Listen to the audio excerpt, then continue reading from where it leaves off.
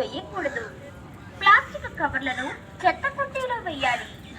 స్నానం చేసేటప్పుడు సబ్బు, షాంపూ వాడటం నిషేధం.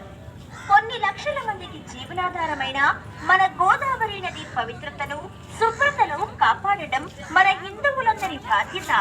ఇట్లు గోవు గౌతమ గోదావరి పరిరక్షణ ట్రస్ట్, కోవూరు.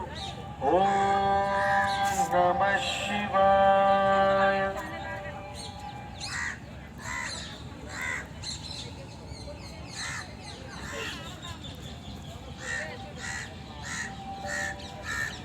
ఓం నమః శివాయ. భక్తులకు విజ్ఞప్తి. గోదావరి ఒడ్డునే బాగా లోతుగా ఉన్నది. స్నానం చేసేవారు గమనించగలరు. పవిత్రమైన గోదావరి నదిలో బట్టలు వేయకూడదు. చెత్త కుండీలో వేయాలి. పూజ చేసిన పూలు, పత్రిని ప్లాస్టిక్ కవర్లో నింపి గోదావరిలో వేయకూడదు. ప్లాస్టిక్ కవర్లను చెత్త కుండీలో వేయాలి.